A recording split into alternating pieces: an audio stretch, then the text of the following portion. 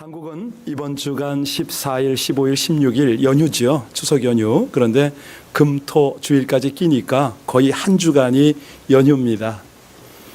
민족의 대이동이 있을 것이고, 여기저기 성묘도 다니고 야단나겠죠. 근데 이제 우리가 이민자 생활을 하기 때문에 참 남의 일 같기도 하지만 뭔가 한쪽이 좀 허전합니다. 여러분들은 추석을 어떻게 맞이하십니까? 추석이 되면 다들 고향을 가지 않습니까? 고향을 참 그리워하죠. 근데 엄밀하게 말하면 내 고향보다는 부모님이 계신 그곳을 찾는 것이 이제 귀성, 또 이런 귀향, 이런 행렬 같아요. 혹시 우리 수구초심이란 말 들어보셨어요? 수구초심. 무슨 말이냐면 여우가 죽을 때가 되면 자기가 살던 굴이 있는 쪽으로 머리를 둔다, 이런 이야기입니다. 수구초심. 그런데 사실 여우가 죽으면서 자기가 태어난 곳을 향하여 머리 두고 죽는 여우 우리가 볼 수 있나요? 그거 쉽지 않죠. 사람들이 고향을 그리워하다 보니까 그런 말들을 만들어낸 것 같습니다. 여러분, 세상에서 가장 지혜롭게 산 사람, 자기 인생을 돌아보면서 한마디로 요약한 사람 알죠? 누굽니까? 솔로몬입니다. 솔로몬이 자기 말년에 인생 다 살고 나서 자기 삶을 회고하고 한마디로 정리한 성경이 뭡니까? 지혜자나 우매자나 영원토록 기염함을 얻지 못하나니 후일에는 다 잊어버린 지 오래일지니라, 이런 말을 했습니다. 잠언서에 있는 말씀인데요. 이게 무슨 말이냐면 멀리 떨어져 지내다 보면 점점 잊어진다, 이 말입니다. 이웃사촌이란 말을 하고 있지 않습니까? 그렇습니다. 사실 우리가 시간, 기간 지나고 나면 이 땅에서 나를 기억해 줄 사람은 아무도 없습니다. 그렇죠? 실감나게 좀 얘기 좀 하라고요. 여러분, 우리가 로즈힐도 가고 많은 묘지, 근처에 괜찮은 묘지 많습니다. 그런데 가서 뭘 느끼세요? 추석이면 성묘 온다고요? 성묘 갈까요? 물론 자식 때까지는 갈 수 있습니다. 그런데 한 달이 건너서 손주 손녀가 되면 자주 갈까요? 잊어버리죠. 그리고 얼마 지나다 보면은 묘지 관리인이나 관리해 줄까요? 쓸쓸해 버립니다. 묘지가 아예 사라지기도 하죠. 주인 못 찾으면 막 이장도 해버리고 그렇습니다. 자, 이런 걸 보면 참 우리 인생은 나그네 길이다, 실감을 하지 않습니까? 우리가 왜 믿음 생활을 하느냐? 나그네로서 영원한 본향을 찾아가기 위해서 믿음 생활한다. 이게 이제 정확한 우리 믿음 생활의 목적 중에 하나인데, 천국의 소망을 두면 세상에서 조금 외롭고 힘들어도 어려워도 잘 견뎌내고 이길 수가 있죠. 승리할 수 있죠. 왜? 내 목적이 있으니까, 내 갈 곳이 있으니까 그곳을 향하여 소망 두고 살아가니 우리가 어지간한 어려움은 이길 수 있다는 것입니다. 오늘 본문에 나오는 두 사람 다 같이 이민자죠. 우리와 같은 비슷한 환경에 살아간 사람들인데 아브라함이 나오고 다윗이 나오죠. 먼저 아브라함 이야기를 좀 우리가 다루어야 됩니다. 그는 본토 친척 아비집 떠나서 이민자답게 그 가나안에서, 거기를 만족하지 않죠. 천국을 고향 삼고 늘 하나님께 위로와 힘을 얻고 승리하는 자로 살아갑니다. 이것이 오늘 우리 본문에서 함께 묵상해야 될 내용이긴 한데, 잠깐 로마서가 너무 중요하기 때문에 그냥 넘어갈 수는 없고요. 여러분들 성경이 몇 권이요? 제가 말 안 해드리죠. 그 중에서 가장 보석 같은 내용이 어디에 있어요? 로마서.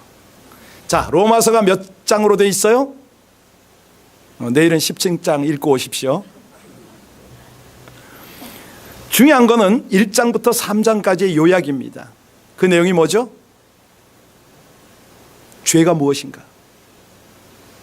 율법은 무엇인가? 그리고 왜 모든 사람은 죄인인가? 이거를 명쾌하게 정의한 것이 1장부터 3장까지의 내용이었죠. 자, 그걸 보면서 우리를 고민에 빠뜨립니다. 죄의 속성이 이것인데 잘못 믿으면 아무 소용이 없는 것 아닌가? 구원의 방법은 무엇인지 깨달아라. 이런 교훈 내용을 1장부터 3장까지 아주 우리에게 강력하게 도전을 끼치고 교훈을 하면서 우리를 갈등에 빠뜨렸습니다. 자, 이제 4장에 들어왔는데 4장에 들어오면서 우리가 이제 믿음이라는 도전을 받고 있거든요. 자, 질문하겠습니다. 여러분들 믿음의 종류가 한 몇 가지나 있을까요? 느낌 말고 성경적인 거. 믿음이 종류가 있다고요? 그렇다면 저와 여러분들의 믿음은 어느 레벨입니까? 마태복음 6장 30절에 보면 우리 주님께서 그런 말씀을 하세요. 믿음이 적은 자들아 말씀하시면서 믿음이 작은 것이 있다고 말씀하십니다. 또 15장에 가면요, 내 믿음이 크도다 이렇게 말씀하세요. 큰 믿음도 있습니다. 또 마가복음 4장에 보면요, 믿음이 없는 자들아 말씀하시면서 완전 믿음 없는 사람들도 구분하십니다.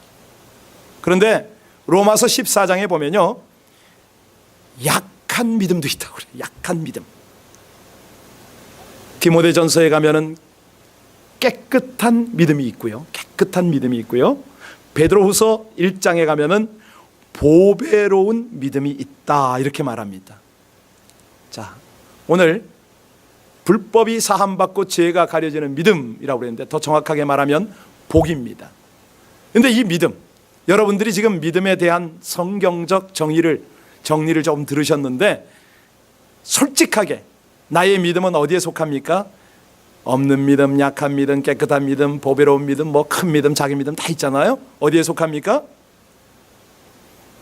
우리의 믿음 아는 걸 참 중요시 여깁니다. 왜?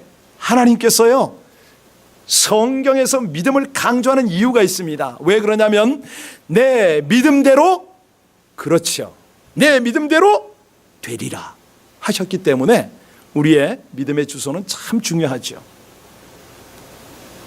자, 그러면 여러분들에게 최종적인 질문을 하나 더 하겠습니다. 여러분들은 구원 받으셨습니까? 어떻게 구원 받으셨습니까? 예수 그리스도를 믿음으로 말미암아 구원 받으셨음을 믿으십니까? 예수 그리스도가 우리의 믿음을 보고 의롭다고 하시는 것을 믿으십니까? 우리는 아멘 하는데요, 이 말씀을 선포할 당시에 유대인들은 아멘을 할 수가 없었습니다. 이 이야기를 처음 들었거든요. 사도 바울의 이 논리, 이 교리가 와 닿질 않는 거예요. 의심을 품었습니다. 아니, 강하게 항변을 했어요. 그게 말이 되는 소리냐? 한번 생각해봐라, 바울아. 우리 조상들은 말이지 적어도 율법을 지켰기 때문에 의롭다라고 하나님께 인정을 받을 수 있었어. 그런데 뭐야? 도대체 예수가 어떻게 우리를 의롭게 한다는 이야기냐? 이게 말이 되냐? 아니, 그것도 믿었다라고 의로워진단 말이 되느냐 말이에요. 여러분, 한 번쯤은 우리가 갈등 속에 빠져야 되고요, 우리도 이런 고민을 해야 됩니다. 이거 신선한 거거든요. 유대인들은 계속해서 율법을 강조하고 있습니다. 하나님이 모세를 통해서 이 율법을 지신 것을 우리가 힘써 지켜 애쓰고 회개하고 하나님 앞에 살아가야 이것이 구원을 받는 근거가 아닌가, 이 말을 했던 거예요. 여러분들이라면 어떤 반응을 했을 것 같습니까?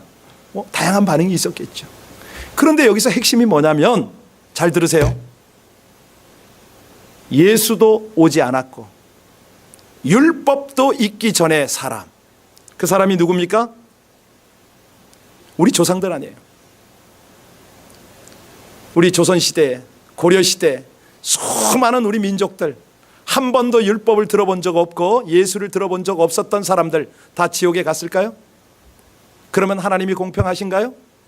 아니, 그 사람들은 둘째치고 오늘 성경에 나오는 아브라함 시대 때 예수가 있었어요? 예수가 있었다고요? 율법은요? 율법은 있었어요? 없었죠.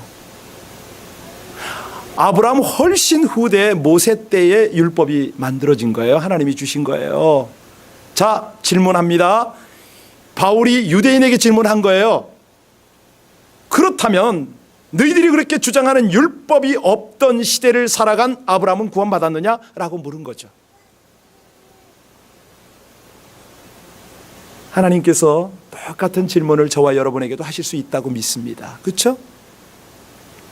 어떻게 아브라함이 구원받았습니까? 못 받았습니까? 우리는 받은 것으로 믿습니다. 그렇습니까? 근거가 뭐죠? 창세기 15장 6절을 찾아서 한번 보시기 바랍니다. 창세기 말씀 15장 6절을 보시면 거기 기가 막힌 하나님의 말씀이 있습니다. 사실은요, 찾으셨습니까? 오늘 본문에도 나와 있는 말씀인데 우리 찾으신 분들 다 같이 큰 목소리로 함께 봉독하실까요? 시작.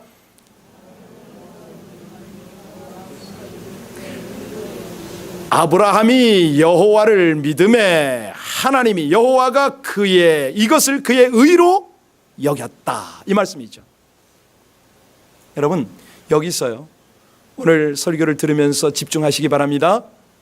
우리가 이 땅에 살기 때문에 이 땅의 법을 지켜야 됩니다. 법이 있을 때 법은 지키라고 있는 것입니다.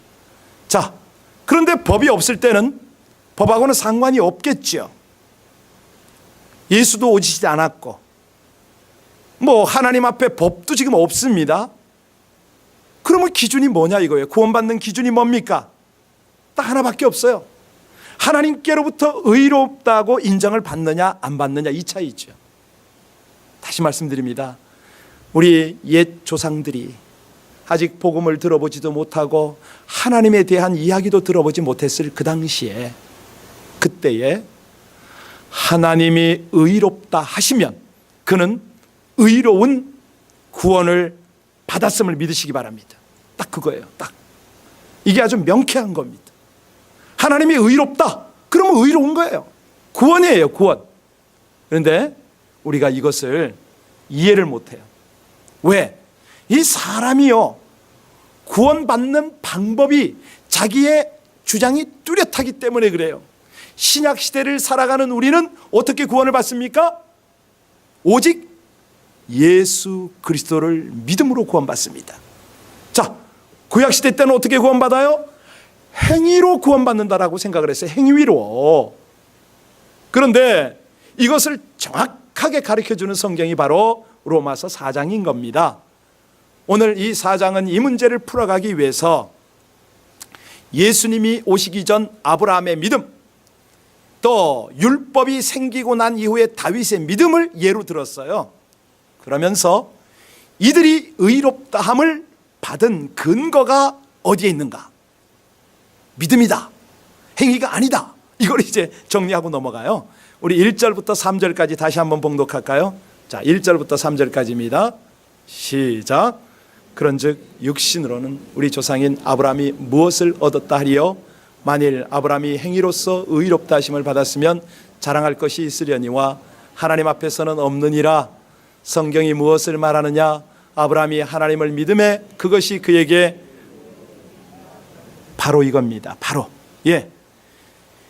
이 내용을 보강을 해주는 말씀이 3장 28절이었는데요. 3장 28절에 뭐라고 그러냐면 사람이 의롭다 하심을 얻은 것은 율법의 행위에 있지 않고 믿음으로 되는 줄 우리가 인정하노라, 이런 말씀이 있어요. 이게 이제 당시로 잠깐만 돌아가 볼게요. 신약시대 때에 유대인들이 어떤 개념을 가지고 믿음 생활을 했을까요? 이 유대인들이요, 좀 심했습니다. 자신들은 하나님께로부터 선택을 받은 선민이고, 유대인들은, 헬라인들은요, 이방인들은요, 지옥의 땔감이다, 이런 생각을 했어요. 여러분들이 다 지옥의 땔감이다, 이런 생각을 가지고 믿음 생활했던 이들이 바로 유대인들입니다. 할례, 무할례 찾고 막 그랬잖아요. 그런데 오늘 본문을 보니까 뭐라고 그러냐면 유대인 그대들뿐만 아니라 이방인이나 모든 사람은 죄인이다. 이게 이제 아주 3장에서 명쾌하게 정의를 내렸어요. 여러분들, 모든 사람이 죄인임을 인정합니까? 그러면 갓난아이는요, 죄인 맞습니까? 법 없이 살 수 있는 사람은요, 죄인 맞습니까? 네. 아담 이후에 그 원죄가 우리 모든 인류의 혈통 속에 그저 유전자가 되어서 흐르기 때문에 어쩔 수 없는 죄인입니다. 단 한 명도 예외가 없습니다. 어린아이 길러본 어머니한테 물어보세요. 아이들이 얼마나 탐욕이 있는가. 조금만 배고프면 웁니다. 젖을 물려주면 그냥 땀을 흘리면서 그렇게 탐욕을 부립니다. 배부를 때까지. 이게 인생입니다. 한 사람도 예외 없이 다 죄인인 거죠. 아주 처절합니다. 왜? 이 속에서 죄가 나오니까 방법이 없는 거예요. 어떻게 해결할 수가 없어요. 바깥에서 들어와야 막지요. 속에서 악한 생각, 남을 미워하잖아요. 살인만 안 했을 뿐이지 얼마나 생각으로 마음으로 음란한 생각 다 했죠. 다. 단 한 명도 예외가 없죠. 저를 포함해서요. 그런데 여기 유대인들이 한술 더 떴어요. 어떤 죄를 저질렀습니까? 하나님의 아들 예수 그리스도를 배척했습니다. 그 복음을 다 거절했습니다. 그리고 무엇보다도 지금 오늘 본문의 이슈는 뭐냐면 예수를 믿어서 어떻게 구원받느냐? 율법을 지켜야 구원받지 행위로 구원받는다는 것을 그렇게 강조를 했어요. 자, 여러분들이 지금 1절부터 3절까지를 읽었는데요. 다시 한번 조명해 보세요. 1절은 뭐냐면 육신적으로 한번 생각해 보자 이 말입니다. 육신적으로. 2절은 뭐냐면 자, 1절 2절 띄워줘야 돼요. 예. 육신이죠. 2절은 뭡니까? 행위입니다. 정신적인 것도 되겠죠. 3절은 보면요, 성경입니다. 말씀입니다. 그러니까 관점을 우리에게 알려주는 거예요. 육신적 관점으로 너희가 의로워질 수 있느냐? 안 된다는 거죠. 그러면 행동으로? 그것 역시 안 된다는 거예요. 왜? 기준이 성경이니까. 관점은 하나님의 관점이 정확하니까. 자, 이거를 구체적으로 설명하는 것이 바로 4절과 5절이거든요. 같이 봉독할까요? 4절 5절이요. 시작. 일하는 자에게는 그 삭시 은혜로 여겨지지 아니하고 보수로 여겨지거니와 일을 아니할지라도 경건하지 아니한 자를 의롭다 하시는 이를 믿는 자에게는 그의 믿음을 의로. 자, 이 말씀을 잘 이해하셔야 됩니다. 이 말씀 왜 하셨습니까? 만약에 사람이 행위로 의를 얻게 된다면 이거는 마땅한 결과이기 때문에 어떻게 하나님의 은혜로 생각하겠느냐 이 말입니다. 열심히 선행을 해서 그걸로 내가 구원을 받는다. 그러면 내 결과지. 하나님의 은혜가 아니지 않느냐 이 말이죠. 내가 마땅히 받아야 할 복을, 은혜를 받았기 때문에 그런 정도 개념밖에는 가질 수가 없다는 겁니다. 여기서 강조하는 건 뭐냐면 의로움은 사람이 만들어낼 수 있는 개념이 아니다. 하나님만이 주실 수 있는 거다. 그래서 그걸 은혜라고 하는 거다. 우리가요, 아브라함이 바로 얻은 의가 이런 건데, 여러분 아브라함이 얼마나 실수가 많습니까? 아내를 누이라고 속였죠. 하갈을 취해서 이스마엘을 낳았죠. 아니 그가 가는 곳곳마다 제단을 쌓고 하나님을 섬긴 것이 중요한 게 아니라 그 인생에도 얼마나 많은 흠이 있었다는 겁니다. 행위 자체에 이게 어떤 선이 없는 거죠. 기준이 없는 거죠. 자, 5절 말씀은 여러분 보셨는데요. 그래서 하나님은 믿음으로만 의를 얻도록 하신다는 겁니다. 6절 말씀 다시 한번 볼까요? 시작. 일한 것이 없이 하나님께 의로 여기심을 받는 사람의 복에 대하여 다윗이 말했는데 7절 8절이요. 불법이 사함을 받고 죄가 가려짐을 받는 사람은 복이 있고 주께서 그 죄를 인정하지 아니하실 사람은 복이 있도다. 자, 불법이 사함 받습니다. 죄가 가려집니다. 이걸 이제 누구를 예를 들었냐면 다윗을 예를 들었어요. 아까 6절에 다윗이 나왔죠? 보시면은 여러분 다윗이 어떤 사람입니까? 이스라엘의 영웅입니다. 지금도 이스라엘은 어떤 국기를 가지고 있어요? 다윗의 별을 국기로 쓰고 있는 정도입니다. 다윗 하나님의 마음에 합한 자라고 그랬잖아요. 그럼에도 불구하고 그가 어떤 고백을 하냐면 오늘 기도 내용을 그대로 고백하는 게 시편 32편이에요. 거기 가면 다윗이 그런 기도를 합니다. 그 불법을 사하심을 받고 그 죄를 가리우심을 받는 자는 복이 있고 주께서 그 죄를 인정치 아니할 사람은 복이 있도다. 똑같은 기도를 하고 있어요. 왜냐하면 다윗 자신은 압니다. 사람들은 속일 수 있을지 모르지만 하나님을 속일 수가 없었죠. 자기 충성스러운 부하의 아내를 취해서, 아니 그것까지는, 음행을 행한 것까지는 뭐 어떻다고 칠지 모르지만 그 부하까지 죽였습니다. 살인죄와 간음죄를 다 저질렀어요. 왕이 된 이후에.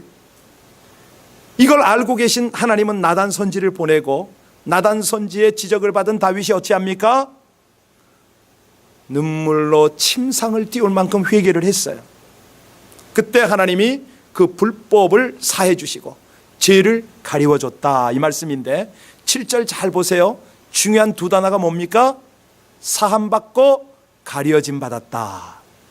이 사하심이라는 건 뭡니까? 죄를 없애는 것. 또 이 사함이요, 그냥 사함이 아닙니다. 이게 어떤 사함이냐면 진리를 거스린 행위입니다. 도저히 하나님 관점에서 용납이 되지 않는 그런 것들이에요. 이거를 사한다. 한번 생각해 보세요. 하나님이요, 우리 인생을 돌아볼 때 얼마나 불쌍히 여기시는지 아십니까? 사람들이 믿음을 배반하는 행위를 얼마나, 배신하는 행위를 얼마나 합니까? 그냥 요즘은요, 아이가 먹는 분유를 거기에 그 독성분을 넣지 않습니까? 돈 좀 벌겠다고. 뭐 온갖 것들을 가지고 장난을 다 합니다. 질병으로 고통받는 환자들 그 약까지도 그냥 그렇게 함부로 다루고, 법이 있어도 교묘하게 법망을 벗어나가려고 그렇게 잔머리들을 쓰는 인생들.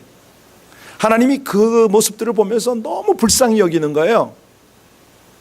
그리고 정확하게는 그 뒤에서 조종하고 있는 사단의 실체를 하나님이 아시기 때문에 우리를 이 불법에서 사해 주시려고 하는 겁니다. 어떤 때요? 믿음으로 회개할 때에. 회개하기만 하면 죄를 아예 가리워 주세요. 사람들도 모르고 세상도 모르도록, 하나님조차도 기억을 하지 않게 죄를 가리워 주세요. 자, 근데 이걸 누가 했냐 이거죠. 하나님이요? 어떻게? 예수 그리스도를 통해서. 자, 이게 다윗이 보니까 너무나 복인 거예요. 은혜인 거예요. 감당할 수 없는 은혜인 거예요. 이걸 자기는 복이라고 표현을 했어요. 우리 8절 다시 한번 읽겠습니다. 시작. 주께서 그 죄를 인정하지 아니하실 사람은 복이 있도다 함과, 저와 여러분을 더 이상 죄인으로 생각지 않으시는 하나님. 자, 이런 은혜가 아브라함에게도 임하고 다윗에게도 임했어요. 아브라함에게는 의로 여기셨다, 이렇게 표현이 됐고, 다윗에게는 불법이 사함받고 죄가 가리워졌다, 이 복을 말하는 거예요. 자, 그러면 이거는 성경이고 우리의 삶은 어떻습니까? 우리의 신앙의 현 주소는 어떻습니까? 지금부터 저는 토마스 그롬이 쓴 그 교육학자예요. 기독교 교육학자인데 믿음의 세 단계를 가지고 우리 삶의 실천 부분을 한번 나눌까 합니다.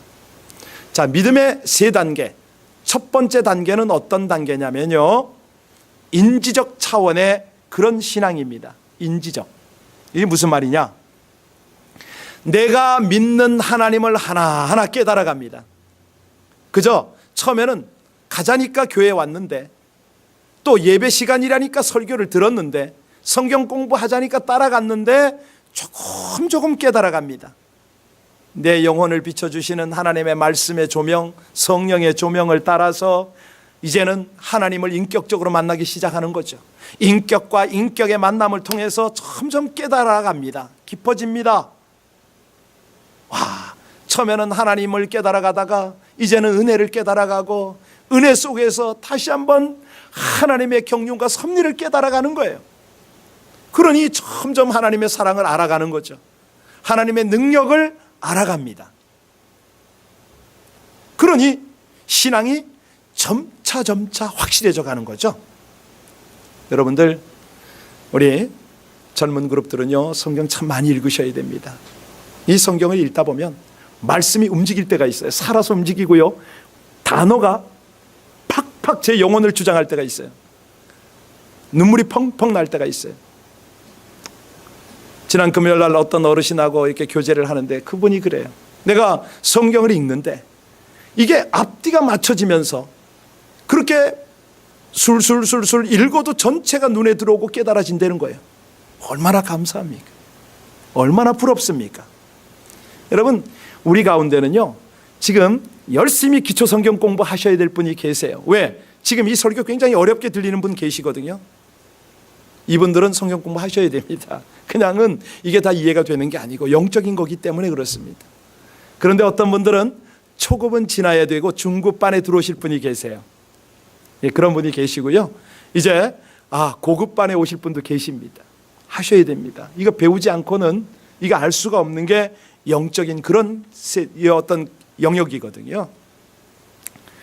자, 그런데 이걸 어떻게 알 수가 있느냐? 인지적 차원의 믿음도요, 딱 보면 압니다. 그분의 신앙의 뿌리가 아주 든든하거든요. 뿐만이 아닙니다. 은은한 영성이 거기서 흘러나와요. 쉽게 흔들리지 않습니다. 어떤 일에 쉽게 자극받지 않으세요. 인지적 차원의 믿음이 그렇습니다. 두 번째 단계가 어떤 단계냐면 신뢰적 차원의 그런 신앙이거든요. 신뢰적 차원의 믿음입니다. 그냥 믿어져요. 아니, 말씀을 듣는데 이게 들어와. 누구의 간증을 들었는데 의심이 안 생겨. 신뢰적 믿음인 거죠. 여러분, 아는 것은 중요합니다만은 그것보다 더 중요한 것이 있습니다. 신뢰인데요. 신뢰가 생길 그때부터 뭐가 오느냐? 평안이 옵니다. 한번 저기 보세요. 지금 이 시간에도 우리 아이들이 여기 한두 명 있는데, 자, 우리 아이가 엄마 아빠 날 낳아주는 걸 못 봤는데 내 엄마 내 아빠 친엄마 친아빠 맞아? 이렇게 물으면 어떻게 되겠어요? 기도 안 찬 거죠. 기도 안 찬 거. 예, 그냥 믿어요. 그냥. 이게 신뢰라는 거 아니에요? 여러분들 어떠세요? 여러분들의 어머니 아버지가 직접 낳아주는 거 보셨어요? 그냥 믿잖아요. 이게 신뢰의 단계인데, 자, 처음에는 깨달아진다고 그랬죠? 그 다음 단계는 뭐라고요? 인식의 한계를 뛰어넘어서 이제는 좋은 거예요. 신뢰가 그냥 되는 거예요. 이 믿음. 그래서 그 하나님을 신뢰하고 그 안에 있을 때 어떤 은혜가 옵니까? 평안합니다. 그냥 좋아요. 너무 감사한 거예요. 여러분들이 내일 QTR 4장 17절로 18절 말씀을 보면 아브라함이요, 왜 의롭다라고 믿음을 인정받았냐면 하나님이 죽은 자 가운데서 살리시는 걸 아브라함이 믿었다고 그랬잖아요. 어느 케이스요? 아들 이삭 바칠 때 내 아들 죽어도 살릴 거라고 믿었던 겁니다. 아니, 그 전에는요, 하나님이 아브라함 찾아와서 하늘의 무뼈를 보여주면서 내 자손이 이와 같으리라 했을 때 그걸 믿었잖아요. 그때 아브라함의 나이가 몇이었어요? 75세가 넘었잖아요. 자기 몸이 죽었어요. 자녀를 생산 못하는 상황에서도 그 하나님을 믿었거든요. 이게 인지적 차원의 믿음이에요? 아니죠. 신뢰적 차원의 믿음 단계로 쫙 온 거죠.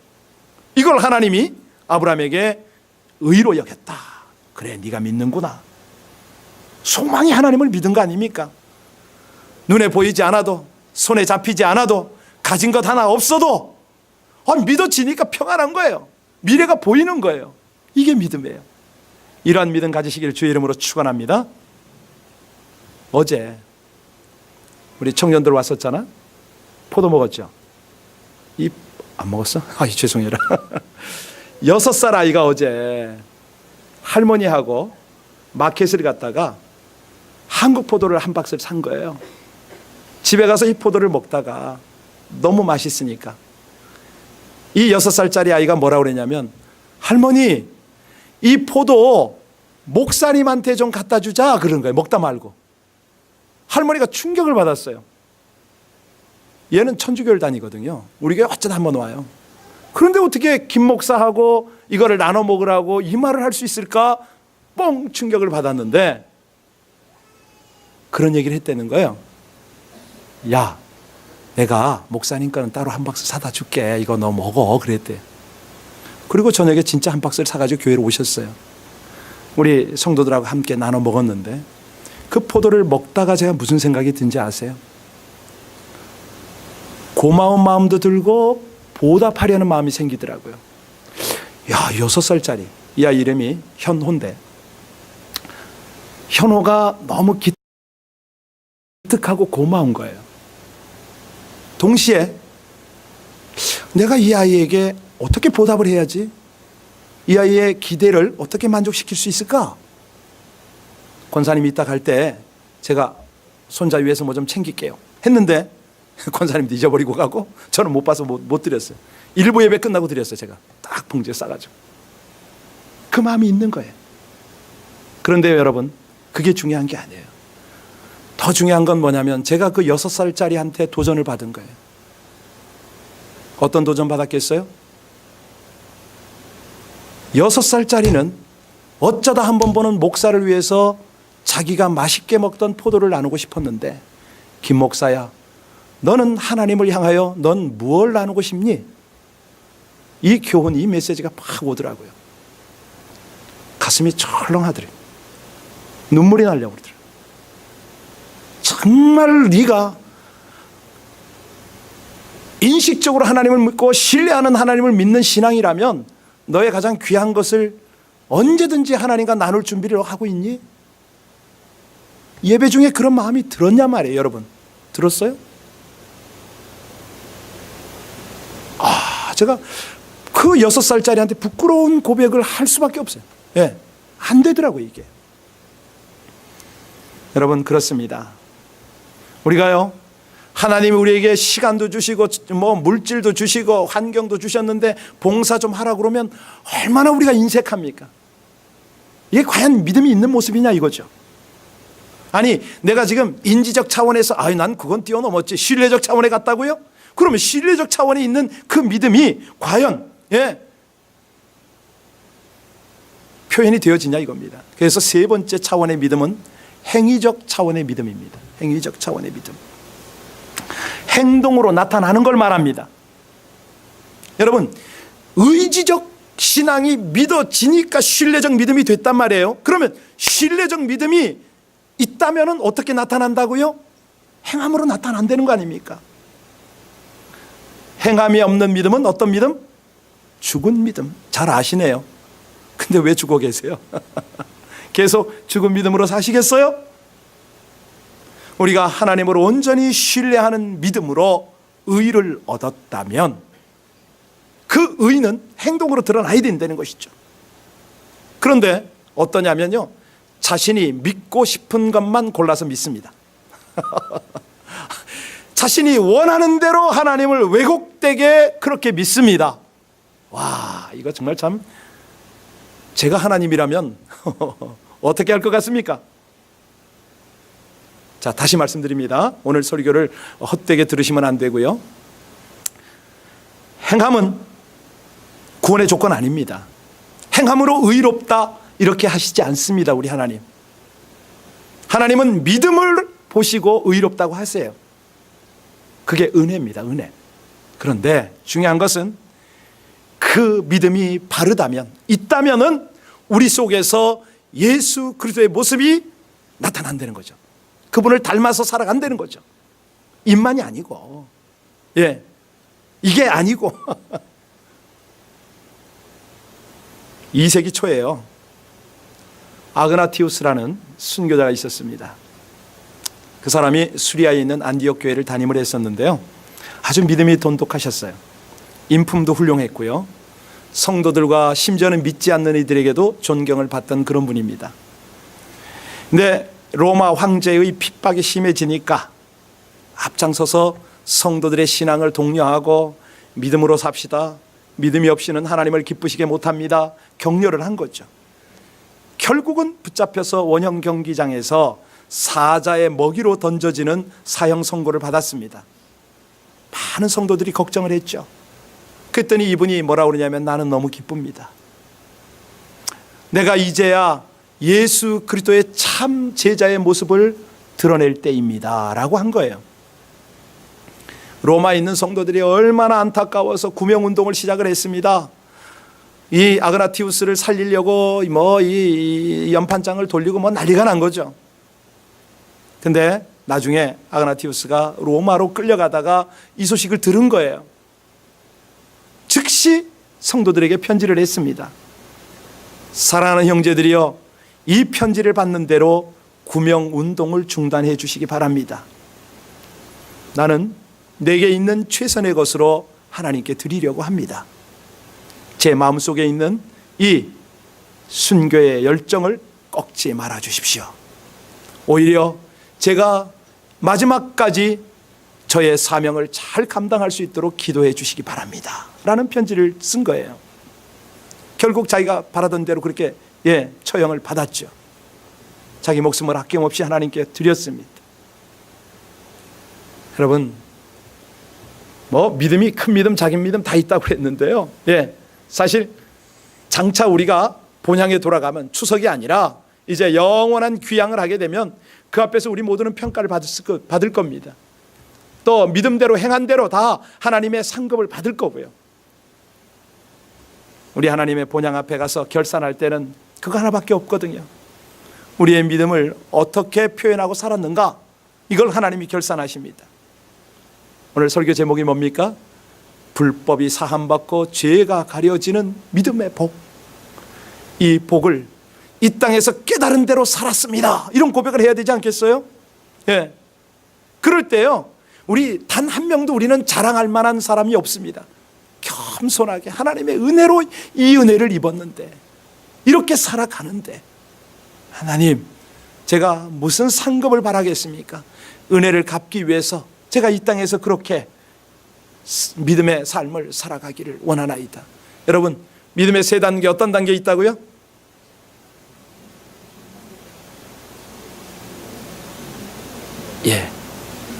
이 믿음까지 가야 되지 않겠습니까? 이 믿음까지 가셔야죠. 아니, 느끼기만 하면 소용없습니다. 인지하는 거 다 하죠. 하나님 계신 거 다 알죠. 안 믿는 사람도 알죠. 그런데 그 단계에서는 벗어나셔야죠. 신뢰해야죠. 내가 사나 죽으나 주님의 것이고 있으나 없으나 나는 주님만으로 만족하는 신뢰의 단계를 넘어서야죠. 그 다음에요, 그것이 말이 아니라, 기도만이 아니라 삶에서 그대로 우러나야죠. 행동으로 딱 드러나야죠. 사자밥이 되기야 하겠습니까? 여러분, 하나님께서 그까지 끌어가시겠습니까?